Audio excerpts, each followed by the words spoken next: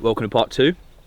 So I'm East Devon this evening, just playing by myself, trying to get as many rounds in this week before West Lancs Open qualifying, which is this Sunday coming. Just played the front 9, nice and solid, 8 pars and a birdie. So then we move on to the back 9, and I'm playing this like as seriously as possible in preparation, just trying to get as much golfing as possible. I've already mentioned in part 1, but obviously Euro Pro didn't really go to plan. A lot of stuff happened, a lot of mistakes were made mentally and like thoughts towards like what I needed to do, but big learning curve. Now we're getting back to the process again, playing the one shot, making it nice and simple, trying to play that little fade. I've never had a bogey-free round, right? So that is one of the little things that we're trying to tick off. So hopefully this round, I'll probably bogey this one now. Shouldn't have said it. So here we go, the back 9, trying to shoot under par. Currently got it at 1 under par, so we've got 158 yards back to this pin to start with, which plays uphill slightly. Sort of in between clubs here, but just hitting the little 8 iron. It's a 3-tiered green, so this is one of them where it's just better to be, you know, 5 long than 5 short. At least get it up on that back tier. Scared the hole, and then had this fairly routine par putt to keep things at 1 under. Right, so this hole is 300, I think it's 320 yards ish on a direct line to the pin from the back tees, and there's a bush left of the green which is 300, so if I hit a good one that is in danger. So I'm just trying to hit a little driver, and this is where I need to get 3-wood back in the bag, perhaps take one of the long irons out, just so I've got that shot from this sort of distance where I can make a long comfortable swing at drive at 3-wood. That is not good. As it was, got this. I found myself in this position. I've never been in this spot in the hole, but I don't think I've been in a situation where I've had to play this shot where, yeah, that actually worked out easier than playing the lefty chip out. Had a, I think this is 58 yard pitch, which I just couldn't quite get it to spin enough, so got this for a par save early doors. I'm trying to have that bogey-free round. I was actually speaking to, well, this is one of the things that Ryan would say, like, when you're playing, like, those thoughts shouldn't even be in your mind. It's just focusing on the process, each hole. What am I trying to do with the shot? Did I play the shot to the best of my capabilities with my concentration on? Add that up, and that is your score, rather than being too focused on outcome. Because you know, you can hit good shots out there, you can hit good putts, and stuff can happen, but as long as you're focusing on the process, it's more important. Anyway, we'll go into that in a bit more detail with Ryan. So I got 200, this is playing about 220 uphill, just trying to get in that bunker. Don't know what as you can see, taking this seriously, getting excited about a round on my own. Little pitch shot at the bunker, just quite a nice shot out of wet sand, and had a putt for birdie to get back under par.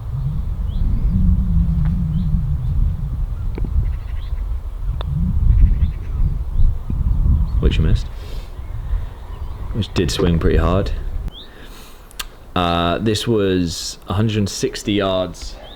The wind's off of the left, and this is playing down a bit. So this is sort of like the in-between 9 and 8 iron, but prefer to club down a tiny bit and take some spin off. And this is just a swing where I get caught a bit inside, a bit stuck, and that's like old tendencies. And that's not the tendencies you want when you're trying to hit a cut. So again, out of a wet bunker, just trying to make par. Little skippy one, thought that was going to spin a bit more than it did. And had this for par.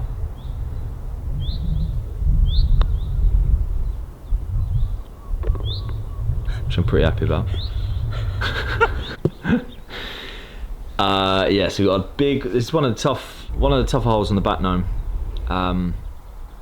It's like 230 to these two bunkers which cross the fairway, and then you got 200 yards from there. So I think it's about 430 uphill round the corner, and this is wind right. So I actually hit a really nice 2-iron there. Literally, if there's a Kevin Na thing for tee shots, getting the tee out the floor, just rewind that and see how quick that happened. I think I'm gonna start a new thing. This is 188 yards, playing into off the right, just hitting a 6-iron and just holding it up there a bit. Didn't want to miss this left, so a pretty good shot there. Left myself a birdie putt from about 20 foot.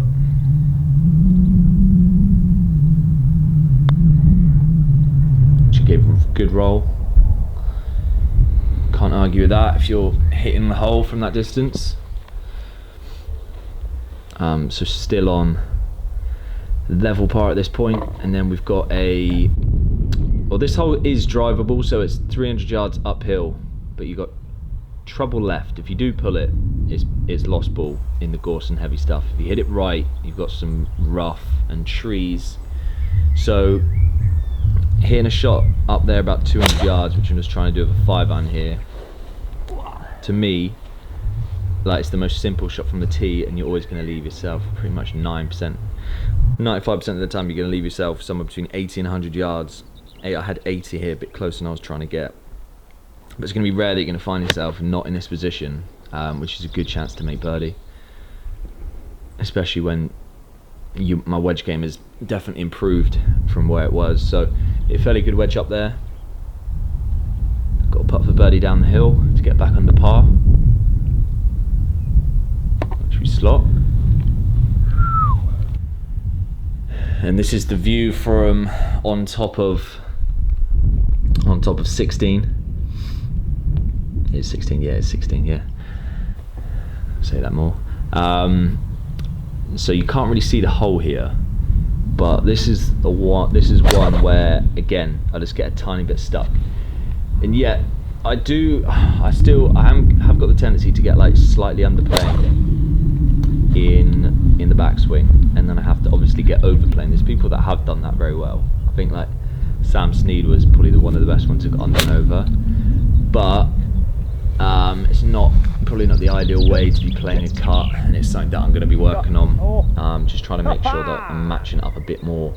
It's a really simple fix, just get something down in the way, so you have to get the club moving, out to in on the way back and on the way through. But anyway, found it in the rough, the first one, after hitting a provisional, and got it to here, chance for birdie, chance to get to 2 with a very difficult hole. So this is probably, I would say, one of the hardest holes in Devon, and that is not a word of a lie. This is 460 yards, right? So you hit it down to that marker about 260, and you've still got 200 yards from the marker over that huge chasm, we'll call it. It's not quite, American standards of chasms, but that's up there with ours. Go! And this is the shot you don't want to hit when you've got a 460 yard hole into off the left. Should have gotten a bit more, should have aimed a bit further down the left with 2-iron, but hit 3-iron, it flared up in the wind. I literally had 240 yards into off the left, and this is as good as I can hit. I can't remember if it hit 3-iron or 4-iron. Go.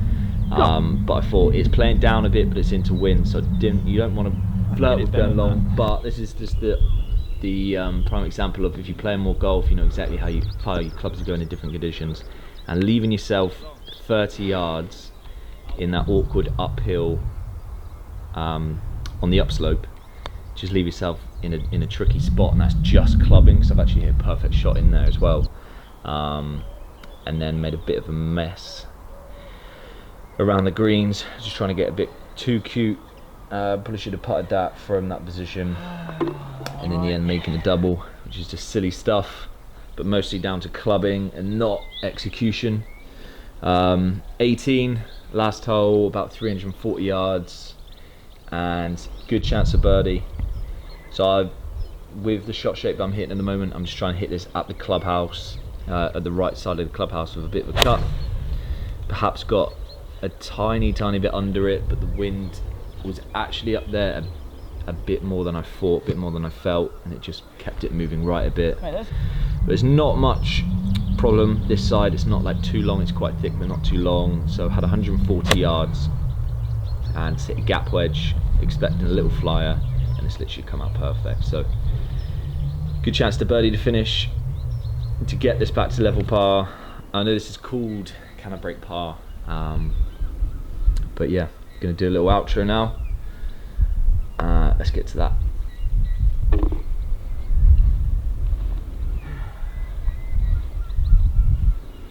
Right, I hope you enjoyed that. Level par in the end, missed it by a shot. I'm going to do some more of these as we go on. Tomorrow I think I'm playing with Rich Woods. We're going to play out here, so that'll be coming over the next few days, and while that's being uploaded I'll probably be up doing open qualifying. So if you want to follow along, I'll probably put most of the stuff on Instagram. So it's James Wiltshire Golf. As for the open qualifying, I'll probably vlog like the whole trip, so that'll be coming after that. Alright, so see you later. Cheers.